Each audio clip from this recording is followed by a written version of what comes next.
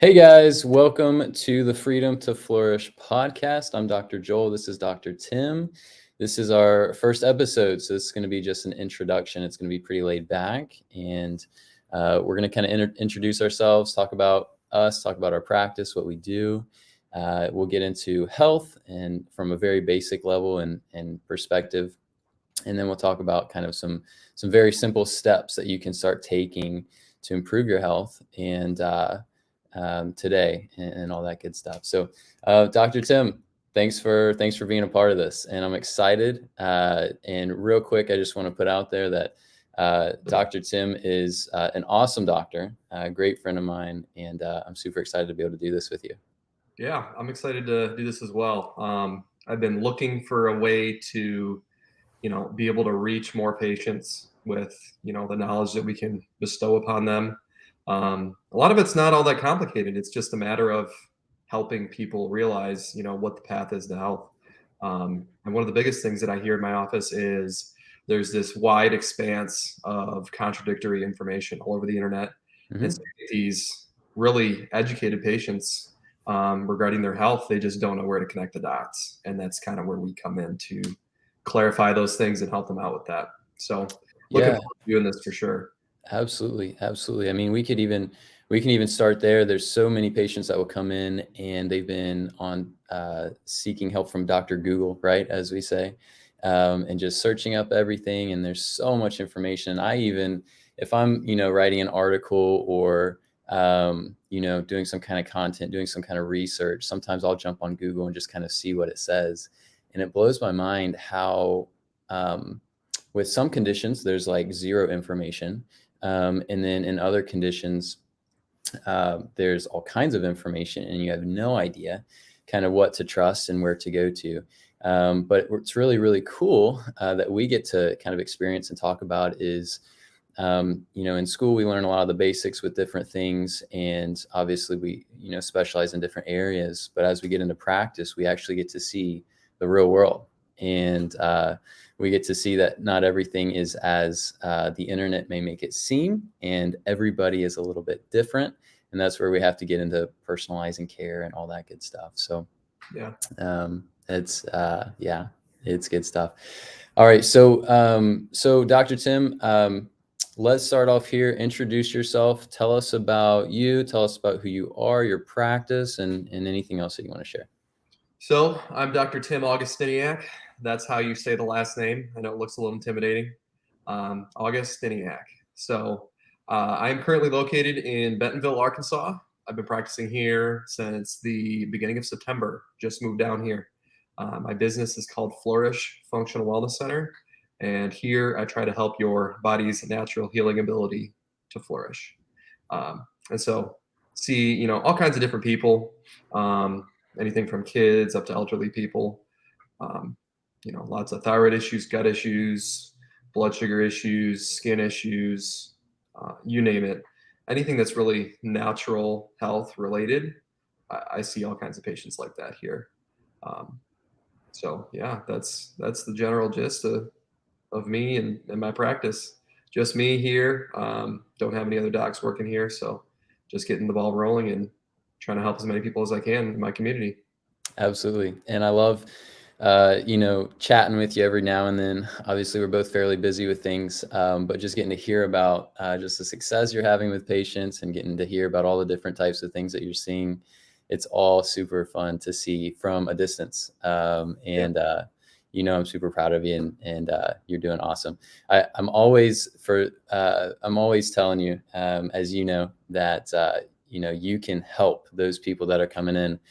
And most people, as you know, Dr. Tim, that are coming to see us are they've really been to a lot of different places. They've been searching all over the internet, and they haven't really been able to figure out kind of what's going on.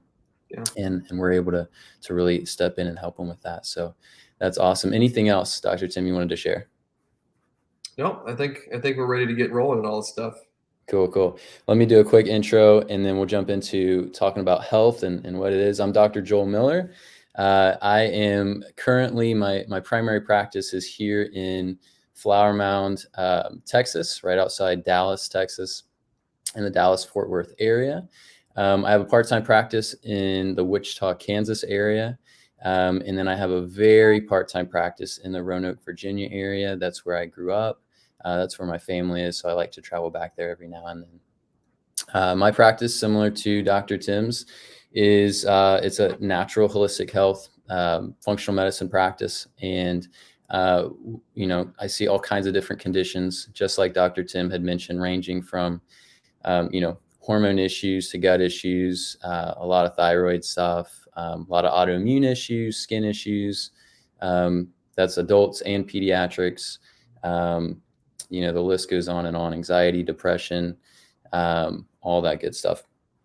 So, the joy that I have in practice is helping people really take advantage of the knowledge and experience that I've had, and as well as the techniques and skills I've been able to learn and develop to help them figure out basically what's going on with their health issues and actually get to the root of the issue. We'll talk about this, I'm sure, as we talk about health, but so many times patients are just pushed prescriptions and things that are addressing the symptoms rather than actually getting to the bottom of things. And then that's where you and I step in and are really able to help patients with that. But I'm super excited, like I mentioned before, to do this with you. As you had mentioned, we both have, such a desire to help patients. And if we can put out just information and knowledge that we're seeing live and in action, if we can put that out for other people, that they might be able to take that and learn from it and grow themselves, then I think it's well worth it. So I'm very excited to be here. Yeah, there's one of the biggest things that really, I'll say, frustrates me about patients that come and see me is their frustration. It really frustrates me how they don't get answers for what's going on. And I'm pretty sure that you're set up as far as it goes for how you do treatment plans and all those things.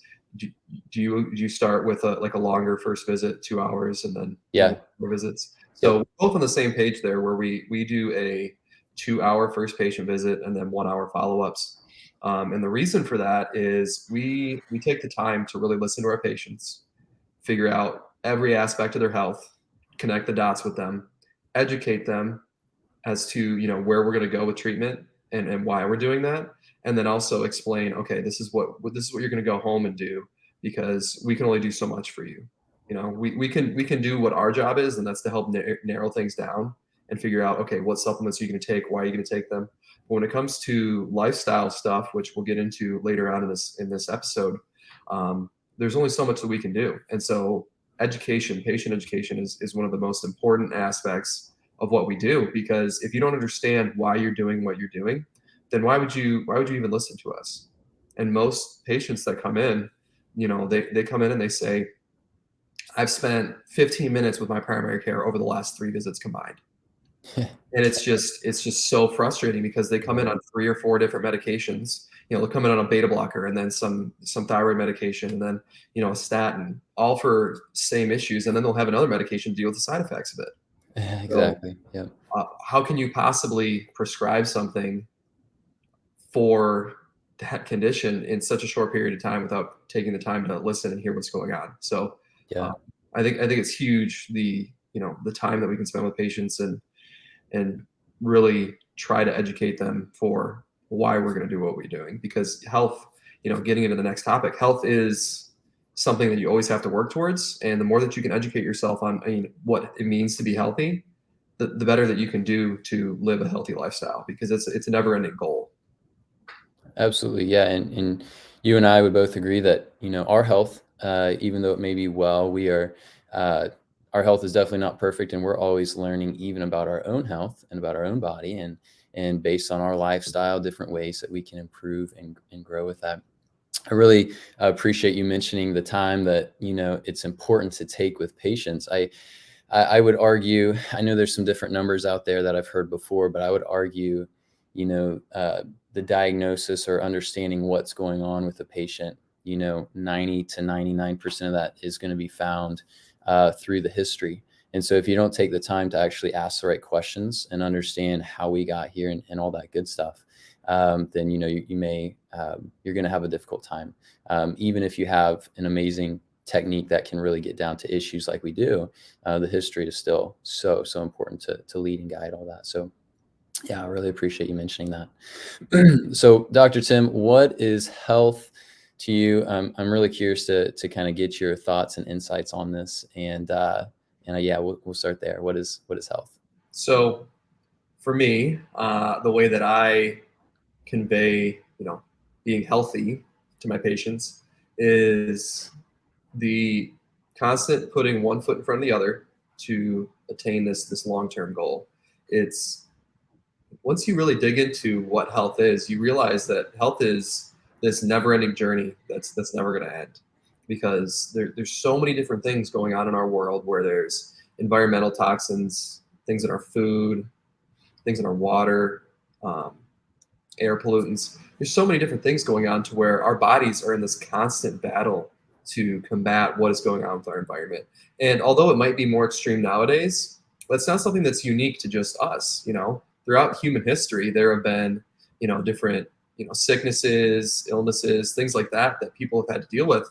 And people have always been trying to figure out how can we be healthier? How can we do things to make our bodies function more efficiently? And so understanding what allows your body to function optimally in the controllable aspects is a huge component of health.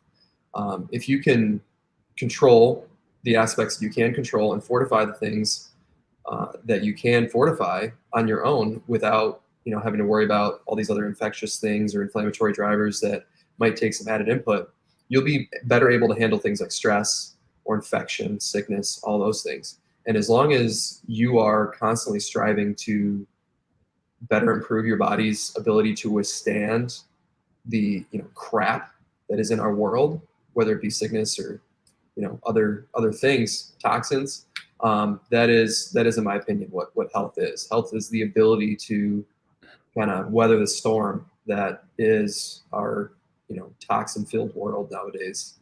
I love that. That's incredible.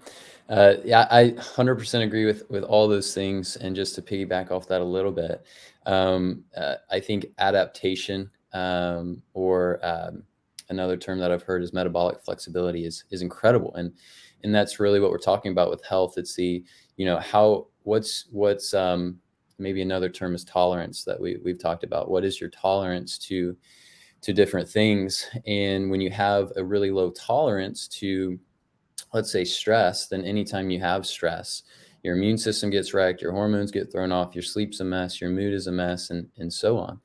And so being able to grow in your health, and being able to really increase that tolerance, increase the metabolic flexibility, all of those things are really, really important.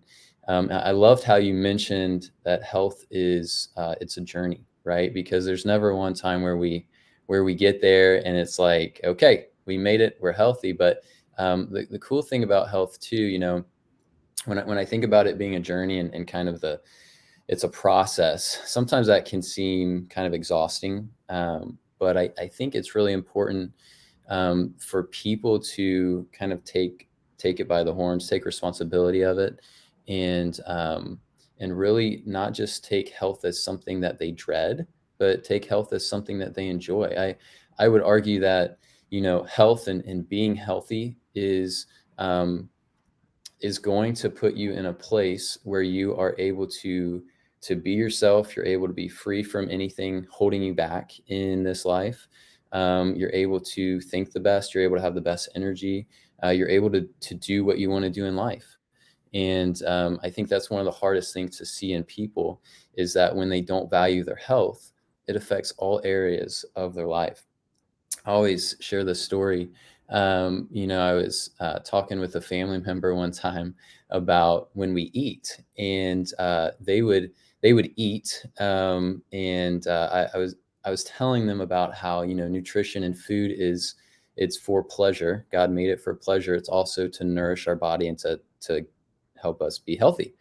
And it's not normal for us to eat something and then feel like we need to take a nap for 2 or 3 hours afterwards. That's not healthy. That's not normal. And so I was given the example that, when you eat those 2 to 3 chili hot dogs on the Sunday afternoon after church and you want to take a nap, that's not good. That's not normal. We should be eating and we should be feeling good afterwards, not to the point where it puts us out for a few hours and takes a few hours out of our life, but to the point to where it energizes us, it strengthens us, and it allows us to do what we want to do in life. So that's really cool. And, everything that we're talking about, I love, just a side note, I love how it all ties into like the names of our practices, right? So flourishing in your health, right? Becoming everything that you can be in your health, growing in that. And of course, I know there's probably some more that you would add to that as well. And then kind of the freedom, health, and wellness is like being free from anything that's holding you back in your health, being free from disease, being free from anything in that regard. Because I would argue that the healthiest that you can be is going to allow you to have the fullest life, to have the best mood, the best emotions, to have the best resilience towards these stressors in life. And a lot of it starts with how we live, what we eat, what we think, what we do. And obviously there's a lot that goes into health and how to live healthy. So Dr. Tim, anything that you would add to that? No, I think it's great that health is it is a journey, and you hit all those points well. So I think we're good there. Okay, I appreciate that. Yeah. So Dr. Tim, what would you say? What would you say, in regards to kind of working with patients? I think one of the things that's important to talk about is if people are ready to take that step to live healthy and to kind of move towards their health goals. One of the things I'm interested to hear your experience, but one of the things that I've seen is that it's important for people to actually, before they jump into their health, to take a step back and think, okay, what are their goals? What do they want out of life? Yeah. And I think obviously the people that come into us, obviously they have a lot of different issues going on with their health, and they just, number one, they want to get out of pain. They want to heal their different health issues, balance their hormones, fix their mood, all these different things. And so they're motivated because of that. And so they've already kind of made up their mind. But I think for the average person, I think it's important to kind of mention that, everybody kind of needs to take a step back and just think, okay, what do I want in life? And is my health impacting it? How is it impacting it? And, what can we do to overall increase the quality there? Yeah. What do you have any thoughts to share on that, Dr. Tim? Yeah. Anything there? Absolutely. So the way that I kind of think of prospective patients or people going through their own health journey in my mind, you have these people that are passively interested in some things. Every now and then they'll see something on Instagram or social media about something healthy, and they're like, oh, maybe I'll start trying to be healthier. And Right. then they scroll past it and they forget about it. But then the more that they start to look at stuff, the more it pops up, and the more that they think, oh, maybe this is something that I want to do. And so they get motivated, and then at that point they seek it on their own. So that's where they search out different health resources like we're trying to offer here, where we're trying to educate patients to be able to take charge of their health on their own, and then take a step further from that. And that's where a lot of people will call and say, I don't know what I'm doing, because I see there's so much information that I can't possibly narrow it down on my own, and I need help. Yeah. And so there's a progression there between just being exposed to it and thinking, I know there's something wrong, but I'm not really motivated to do anything yet. And then just slowly going through the progression of, getting motivated to the point to where you're willing to do something. And that's why I think what we're doing is so important, because if there's not these little seeds that we're planting everywhere to, educate people and get them motivated to take charge of their health, I think that's a disservice to maybe people that aren't even our patients, but a disservice to the public, because our goal overall is to be able to help as many people as we can get as healthy as they can.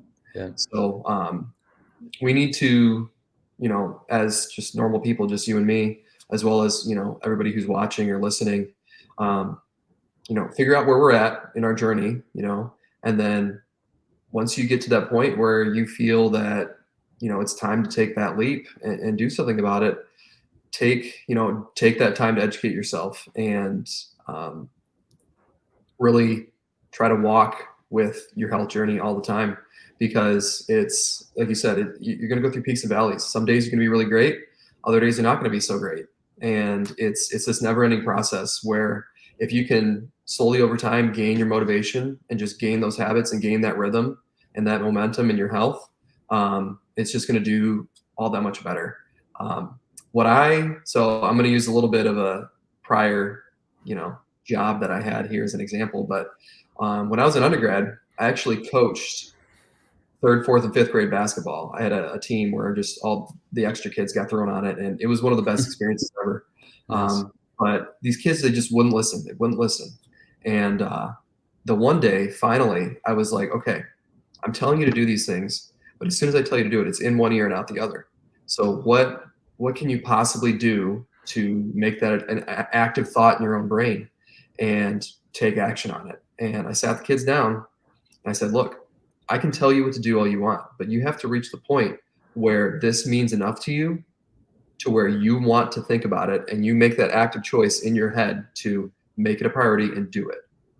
And from that point on, all the kids that really wanted to be there and really wanted to play, they did what I told them. Because they had that realization or that, consciousness of it's my decision to do this or not. And I can either do it and see that change that's going to happen and I'm going to become a better basketball player, or it's not going to happen. And I think that's the same way with health, where, you can talk about doing it all you want, but, you see the bag of Doritos in the cabinet, you're like, I'm hungry, I'm just gonna have some Doritos. Or, you maybe you get to that spot where you're like, no, I'm going to throw all that stuff out. I'm going to cook dinner at home. I'm going to eat a balanced meal, lots of protein and fat, and avoid those foods that I know give me troubles. And that's just the first step. And then I think it's awesome once you get to that point, because once you make that first step and you start to feel better, or at least feel good about yourself, get that dopamine surge, you just start snowballing. And that's where, if you start to fall off the wagon a little bit, it can get tough because you lose motivation. But the more that you take those small steps in the right direction, the better things are going to be. So, I think it takes, if there's one bit of advice that I really go back to, is it takes self-control, and it takes waking up every day and making a decision to be the person you want to be that day. And if that person you want to be is somebody who's healthy for your kids, for your spouse, for your parents, whoever you take care of, or even just for yourself, you just need to make that choice. And it's not even just a health thing, but just wherever you're at in your life, make that choice to be who you want to be. But especially with this, you just need to make that a conscious effort and make the right choices. And it's not easy. It's definitely not easy, especially with, avoiding sweets and all the, the gluttonous things in life that just trap us. Yep. But conscious decision, make that conscious choice every day. And that's something that I tell my patients all the time. Yeah, no, that's a great point. And I think just in life, we live a very fast life. Most people do. Social media, there's so many distractions in life. And sometimes we lose focus in regards to making our own decisions and being intentional about things. I think people just can kind of live in a daze. You wake up, you eat your breakfast, you go to work, you come back, you watch TV for a few hours, you go to bed, and maybe you see some friends in the meantime. But so many people just kind of live very simple in that way, instead of just kind of being alert and saying, hey, no, I'm going to make the most of today. I'm going to make the most of my health. I'm going to make those conscious decisions. I think that's great. For people that are thinking about, just taking a step to live healthier, we're going to share some things here in just a minute about just some very basic first steps you can take to start improving your health today. very basic things, but honestly, foundational things that go a long way. And we'll get into those. But there's a proverb that I'm going to paraphrase here, so don't quote me on this. But essentially, the question is, when is the best time to plant a tree? And the first answer is 100 years ago. The second answer is today. And so if you can take one step today towards whatever your goal is, if you just want to be healthier, you want to have a little better energy, you want to be able to be more alert throughout the day so that you can be just kind of active in whatever circle or scenario you find yourself in. Maybe it really has to do with mood. Maybe there's some chronic pain, that you've been in for a while. Choose today to take that first step. And so we'll share a little bit about that. There was something else I think I was going to mention, but it left me. So hopefully it'll come back here in a second. It happens. Yes. So moving into, this is going to be, our main bread and butter for this episode, hopefully, what you can take home and do on your own for those who are listening. So when it comes to health, if you've done any sort of research, there's a million different things you can do.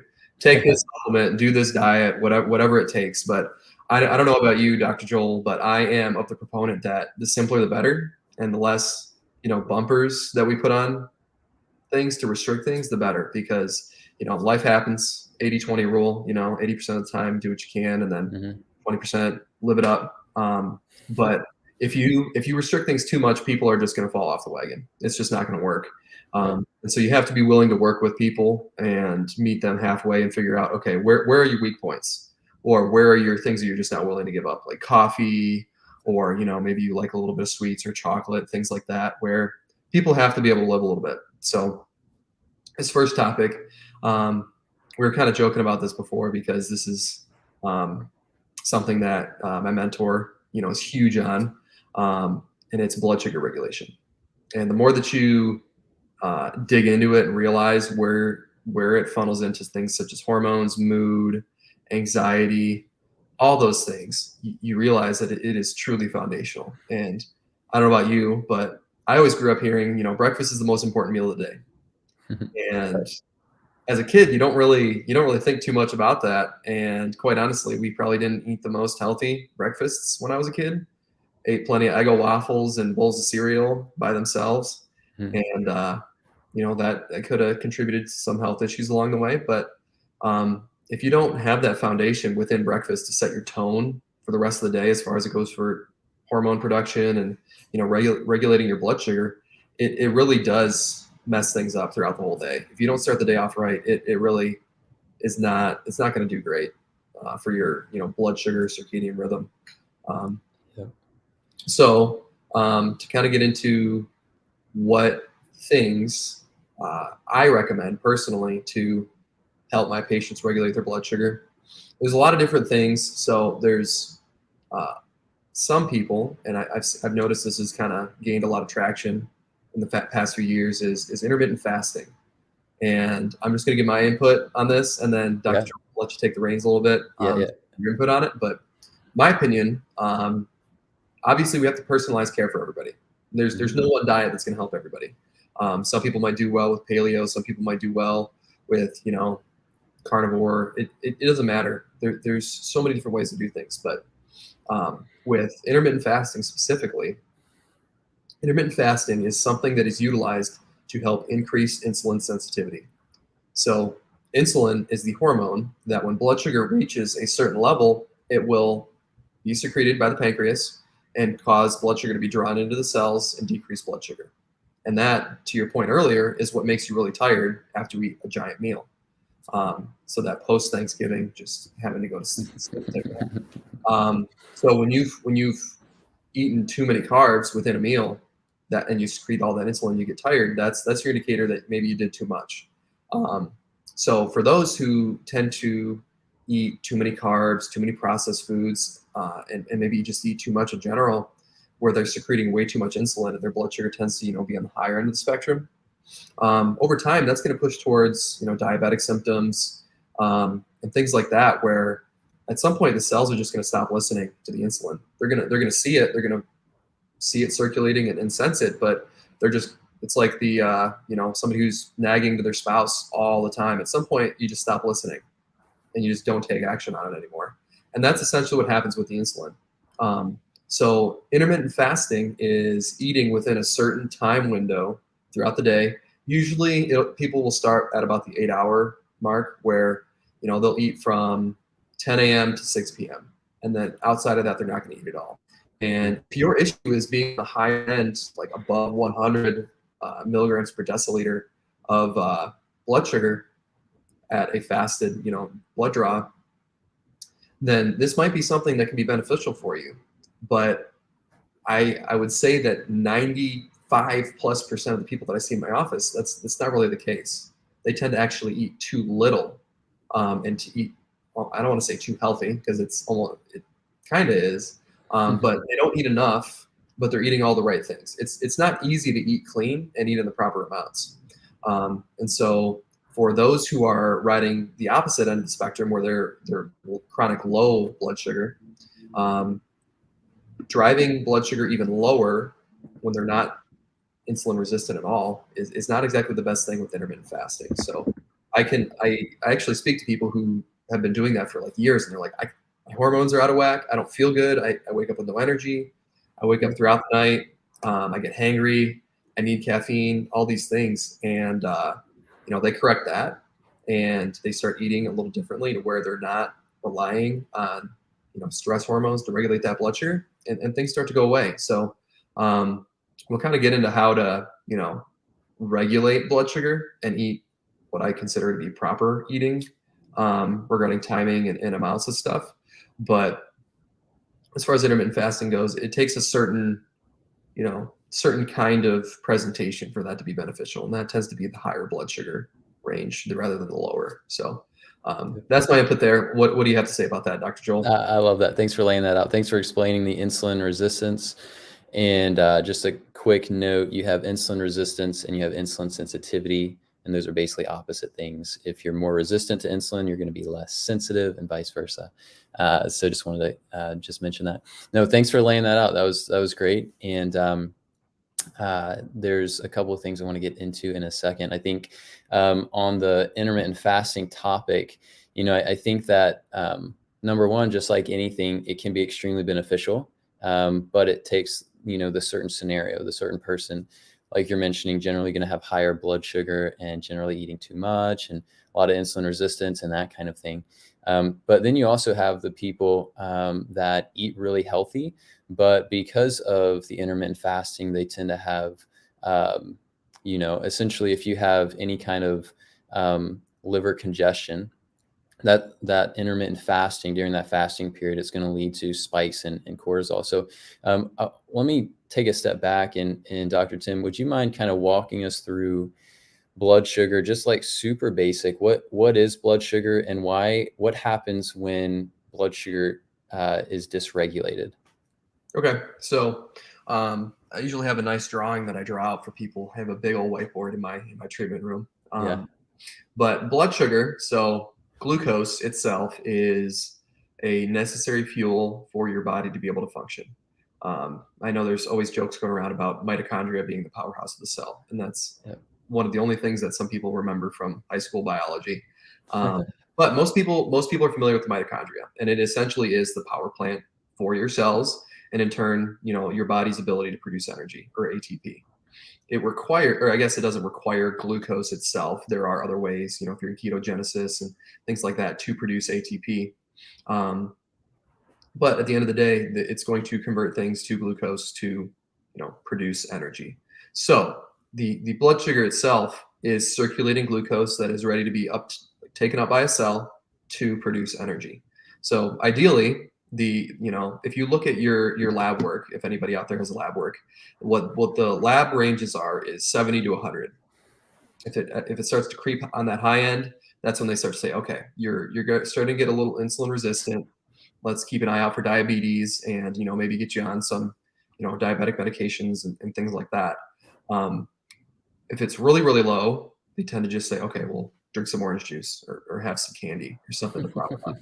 And yes, that might be like a temporary fix, but that's not the solution to the problem. So I know, Dr. Joel, you, as well as a lot of people that we've learned from, they look at labs through a more narrowed range, that that is a component of functional medicine, where we try to see where there's a lapse in proper function rather than a pathologic dysfunction. So things before they get to the point where they've warranted medication on the allopathic side. Yep. So anyway, blood sugar within our range, or at least my range, I'm not sure what yours is, Dr. Joel, but 85 to 100 is that sweet spot where as you're, if you're eating perfectly, as far as it goes for timing and totally taking hormone dependence out of the equation, you should get a nice swooping bell curve between meals. So from breakfast to lunch, you should get a nice, bell curve where it's staying within those bumpers, 85 to 100 and not going above or below that. And so when things start to get a little dysregulated and you drop below that 85 mark, your body, if you are, at a point in your health where this is a new occurrence for you to have a little bit of a low blood sugar level, you do have this, these stored sugars called glycogen, where your body kind of chains glucose together to where it's not able to be taken up by the cell, and it's basically a stored fuel source. There is a hormone that your liver will secrete called glucagon. And is it, Dr. Joel, is that secreted by the liver or is that the pancreas? Glucagon is, I believe, coming from the pancreas. Yeah. Okay. Yeah, I said that and I'm like, I think it's the pancreas. No, so you're good. Sorry about that, everybody. Coming from the pancreas, there's a hormone that's called glucagon, where it's going to mobilize those stored glycogen stores to increase blood sugar. And so in a normal, healthy, regular blood sugar individual, that's what helps you maintain what I call like stress tolerance or blood sugar tolerance. When people tend to get to the point where they call my office and patients come into my office, this is more of a chronic issue for them. And so they've reached the point to where I have this working theory that glycogen stores are pretty much used up. And so, or their ability to produce glucagon is somehow inhibited. And they've gotten to the point where in order to get enough of a boost, they need to secrete stress hormones to bring that blood sugar up. And so ideally, you shouldn't have to have any hormones regulating your blood sugar. But once you ride that low end by not eating enough or eating too many sweets and having it crash too much, what will happen is your adrenals need to contract to produce cortisol and other stress hormones to prop that back up to above that 85 range. So of the people that come into my office, this is the category of patient that I see most of the time. And what happens over time. So if you look at fasted blood work and say you have a patient with 75 for their fasted glucose, that is most definitely going to be somebody who says, oh, I get real hangry after I eat. I get real moody. Or, I'm sorry, not hangry after, but hangry before I eat. Like if I know I need to eat, I get mad. I get jittery. These patients will end up waking up, in the middle of the night a few times because their blood sugar will drop low, and then the adrenals have to contract, secreting stress hormones. And then if you get stressed in your sleep, it wakes you up. It's that fight or flight response. So ideally, if you get somebody eating properly, that 75 will slowly make its way back up to that 85 to 100 range where it ideally should be, to where your body is in a state of thriving rather than survival. So hopefully that helps round out what blood sugar is and what it functions to do. Those stress hormones are going to bring it up, and then on that high end, insulin is going to bring it down. And so as long as we can maintain it within that that range, you take hormone dependence out of it. It takes a huge load off your liver. Takes gives your body resources back to produce things such as sex hormones, as well as filtering those things out through the liver. Because if you're burning up all the resources on stress hormones like cortisol or producing insulin, you're going to use up things like zinc, magnesium, vitamin B6, as well as all kinds of other things that are utilized in the liver to drain those hormones out. So getting rid of those hormones, it does a huge thing for so many different aspects of your health. And it tends to improve mood. You don't get jittery, all those things. So was that kind of what you were looking for there? That was far and above. You crushed it. I love that.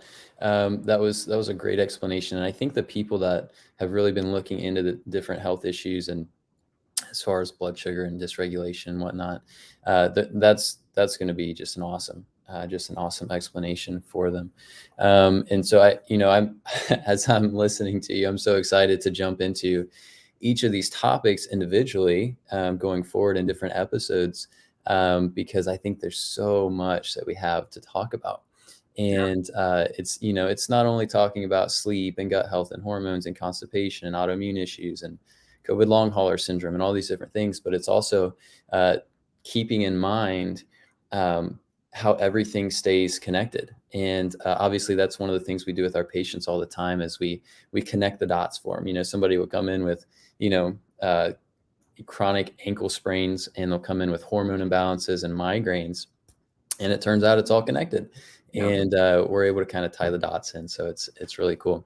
Yeah. So let me reiterate some of the things that you said. I'm going to do a very condensed version. So essentially the glucose in our blood, which glucose, just for people that maybe haven't heard that term before, that's going to come from your sugars and carbohydrates mainly. And of course, if you are fasting and you're not eating those, then your body will actually take different things like amino acids and so forth and turn it into sugar so that your body has it. And of course, once it kind of runs down on that, then you start getting into what we call ketosis and all that good stuff. And by the way, Dr. Tim, if there's anything you would add or correct if I misspeak, please step in. I already did one, so the score is 1-0. No, you're good. So that's glucose. It's coming from your carbohydrates. It's coming from sugars. And obviously there's going to be some that are way healthier than others, right? Your rice and your oats, for example, are going to be way healthier than the sugar that you're getting from your ice cream and sweets and energy drinks and Starbucks and all these different things.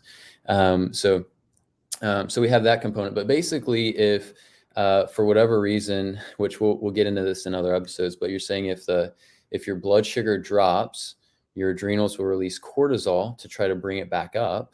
And of course, cortisol is also, it's what makes us jittery. It's what impacts our mood and of course leaves us feeling awful. And so is there anything that you would kind of add to that? And then if not, I want to pose a question and kind of jump into what we would do to start addressing this a little bit more in depth there. Yeah. No, I think if you're reducing it to, hopefully the most manageable way for our listeners to understand, yes, if blood sugar drops low, cortisol is produced to prop it back up. And then, the goal is between lunch and dinner and then breakfast and lunch, then lunch and dinner is not allow things to drop below that line to, allow cortisol to be secreted.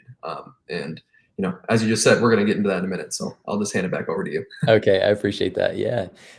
So that's huge. So as far as this, you've talked about breakfast being extremely important. You've talked about a whole balanced meal. You've talked about being high in fats, high in proteins.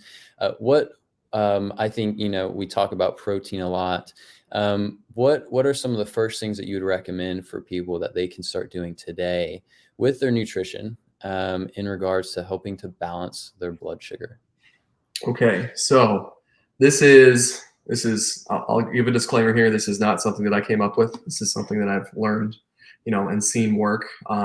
So there's plenty of people that, have kind of pioneered this and piece the things together to kind of make this, and it's called the dysglycemia diet. So whenever there's blood sugar dysregulation, glycemia or blood sugar, and dysfunctional dysglycemia, meaning blood sugar dysregulation, there's this diet that I recommend, and I don't know if diet's the proper word for it. Yeah. Because it's a different way of eating. It's not like, oh yeah, I'm going to go on the grapefruit diet or something like that. Yeah. Or Atkins, or paleo. It's very not restrictive in the things that you can eat. The only guidelines on things that you can't eat, or guidance on what you should eat, is no processed sugars. The textbook way is no caffeine, but you can kind of work with people on that because 80-20 rule, like I mentioned before, that's something that we can usually keep within reason. But the general outline is 3 meals a day, 5 hours apart, and then within those meals, making sure that you get enough fat and protein to last you, as far as hunger goes, from one meal to the next. So the goal is to have breakfast contain enough protein and fat to satiate you so you're not hungry until lunch. If you start to feel hungry, it means your body's telling you to eat, which means blood sugar is low, and it means that stress hormones are being secreted. So when people are starting this diet, I always stress whole foods. So as far as breakfast goes, I'm a big proponent of, bacon, eggs, animal proteins that are complete, rich in fat, and are organic, grass-fed, ideally, because those are really going to give you the building blocks to build up your own tissues as well as fuel you throughout the day. Butter's great. All those things are awesome. So I'll kind of go away from the animal stuff a little bit with this, because there are some patients that come in that, for whatever the reasons are, I don't judge, but whatever the reasons are, they might be vegetarian, pescatarian, vegan, whatever it is, as long as you are able to get the macros that you need somehow in the right proportions, this should work, where breakfast, lunch, and dinner in the right spacing will regulate blood sugar. If you choose not to go the route of animal protein, animal fats, it can be a bit more difficult because you're just restricting things more and might have to rely on some vegan protein powders and things like that a lot more, but it can be done. So with breakfast, people tend to be a bit more carb tolerant in the morning because your body needs fuel for the day. So I tell patients, the benchmark, or at least, how it was taught to me, was 100 grams of protein per day divided by 3, amongst the meals. So about 33 to 35 grams of protein per meal as the benchmark. And if you can nail that down, the next step is your ideal body weight in grams of protein. 100 is just an easy number for people to attain, just because it's a round number divided by 3, and then you're good to go. In addition to that, 30-ish at least grams of fat per meal is what I recommend. The reason for that, protein by itself isn't necessarily the best fuel source, but fat is an excellent fuel source. And so if you're trying to eliminate the carbs from it so you don't get that huge blood sugar spike and causing that insulin to be secreted and get you tired, fat is the best thing you can possibly do. So if you're doing 35 grams protein, 30 grams of fat, and it's lasting you from breakfast to lunch, that's great. And then whatever you're doing for lunch, whether it's if you're going to do a salad, salads are great. Just make sure you're getting lots of say grilled chicken with it, or maybe some organic lunch meat, things like that, where it might be a good meal on the go, but you got to make sure you're doing a very oil or fat rich dressing with it to help propel you to the next meal. And like I said, 35 grams of protein, 30 grams of fat at lunch as well. And then dinner, same thing. So just getting rid of, the processed sugars and simple sugars, all that's, highly recommended. Complex carbs are great. So like you said, oats, rice, sweet potatoes are more complex as well. Anything that is a complex sugar is great. Long grain rice, quinoa, all those things are good carb sources. I don't really put guidelines on carbs other than what the patient can do to modulate carb intake. So going back to high blood sugar contributing to insulin secretion, making you tired, to bring it back down, that's a very good indicator that you've eaten too many carbs. So say you eat breakfast and you have a bunch of pancakes and syrup with your eggs and sausage or whatever you decide to do. If you get really tired, maybe those pancakes and syrup are not a great idea. And that's an extreme example. You really shouldn't be doing that anyway. That's more of a cheat meal. But that's the indicator for too many carbs. So with breakfast, you can afford to do maybe a little bit of oats, things like that will help fuel you throughout the day. People tend to be more carb sensitive right in the middle of the day. So maybe go a little lighter on the carbs at lunch. is, that afternoon lull, that 2 o'clock feeling, or whatever the 5-hour energy commercials used to say, the 4 o'clock, whatever it was. Right. It's a real thing. But after lunch, a lot of people feel really tired. And so maybe something more just protein and fat with very few carbs at lunch is a great idea. And then dinner, same thing. Very, very heavy on the protein and fat. And then you can afford to do a little bit more carbs there. And then as long as you're not getting tired after meals, that's the big kicker there.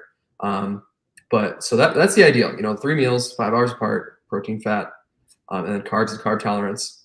I'm cool with things like honey or maple syrup that are natural, as long as you don't do it in excess and you do it with a meal. Some things that I recommend to maintain that good rhythm is avoiding snacking between meals unless absolutely necessary. So the goal is to not feel hungry. In the ideal sense, you should not feel hungry because it means that your body is, fueled as it should, and there's no excess hormone secretion like cortisol. And so if you're totally taking that out of the equation, you won't feel hungry.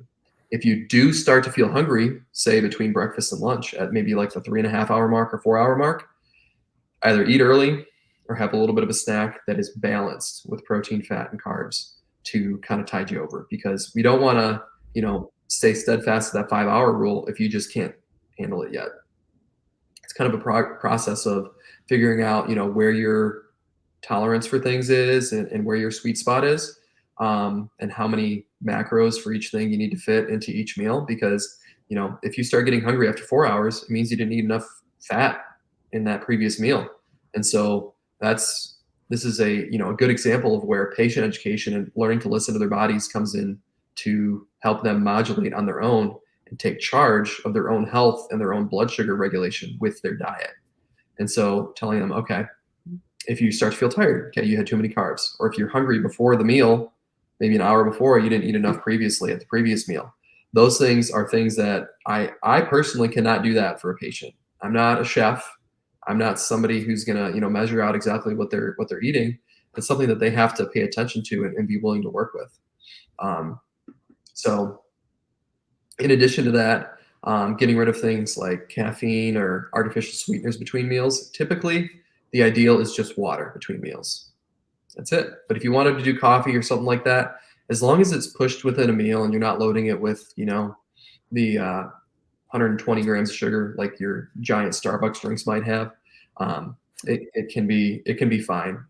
Sweeten it with honey or maple syrup, and maybe some whole organic milk as like a creamer. But beyond that, just anchor your meals, the protein and fat, eliminate the processed sugars, no snacking, and then eat to carb tolerance. And beyond that, it doesn't take that long for issues to start to go away if the issue is heavily metabolic. So you kind of have different proportions of, say your issue is 60% metabolic, 25% inflammatory, and then 15% other genetic factors that might play into it. If you really nail down the blood sugar stuff, and your issue is the downregulation of your thyroid or stress hormones that arise from not eating properly in those 3 meals, it tends to go away pretty quick. And those tend to be people that are really, really happy. But it's not eating as you would expect. People like to say that in the United States we eat way too much, and for maybe the general populace that is the case, but the people who try to be healthy, I find that they eat too little. So a lot of these people will be kind of feel like they're stuffed and have to rely on some protein powders here and there because it is so much protein and so much fat. If you were just to eat eggs for that protein amount in the morning, it's 6 eggs, 5 to 6 eggs. So it's a lot. But yeah, that's the dysglycemia diet. There's other things that you can do to support cortisol and or at least the detoxification and support the energy levels that we kind of planned on talking about a little bit. But for now, I'll just hand it back to you, Dr. Joel. I've talked enough. No, that's beautiful. Yeah, we're going to get into all this stuff. We're going to talk, we'll have some different episodes and whatnot on just cortisol in general. And we'll talk about everything that we can there. As far as nutrition, we talk about taking kind of the first steps to living healthy. One of the first things I tell patients is just to start eating whole foods. So whole foods, of course, are going to be anything that just has a one food ingredient, right? Like avocado, just one ingredient, it's an avocado. And so when you do that and you really cut out a lot of the processed foods, instead of taking something out of a wrapper or plastic and putting it in the microwave, instead, if you take those same kind of ingredients and prepare it yourself, and you're just using whole foods, it's so much healthier, and you can really control what all you're putting into your body. I know some people will eat fast food once a day, sometimes for every meal, and that can really add up between the inflammatory seed oils, which we'll get into, between the different processed foods, and just the inflammation that can result from that. So I always recommend, if there's one thing health-wise, is start eating real whole foods. And then also tell patients, similar to yourself, 3 meals a day, 4 to 5 hours in between, so that your gut can digest and process the food, and then undergo kind of some self-cleansing, self-healing, which we'll talk about that later in some different gut topic videos. 3 meals a day, at least 75 to 100, if not more, grams of protein a day. And then, of course, fats are extremely important. Carbs are important, but one of the things that I'll encourage people with is, depending on your output, depending on how active you are, more carbs may be more helpful. But above all, I've found that the ratio is extremely important, from proteins to carbs. So generally, a 2-to-1 ratio is what I've found is a good guideline to go by. So if you want to eat like 50 grams of carbs throughout the day, then you should have at least 100 grams of protein. And I think if people can keep that ratio balanced somewhere in that range, I usually find that they're able to keep their insulin sensitivity at a good place. They don't get insulin resistant, and they're able to continue to balance out their blood sugar. And then I'm also a huge fan of not snacking. If you're going to eat a good meal. And if you're going to eat a good meal, then you generally want to have, like we've talked about, 4 to 5 hours in between into your next meal. So those would be kind of my pieces there. This has been incredible, Dr. Tim, and I think we should wrap up here. We've got so many good things to talk about going forward, and I'm so excited to jump into each one of these. Before we wrap up, Dr. Tim, share a little bit about how and where people can find you, and if there's anything else that you wanted to mention, please do so as well. Okay. So I think I've mentioned everything I wanted to mention so far. All that blood sugar stuff it's really the foundation of living healthy, in my opinion. It really, really is. It's just straps so many resources from other things that can be allocated in your body. And it's such a simple thing to fix. Just eating properly is, you think it's very straightforward and that everybody would know how to do it, but most people don't.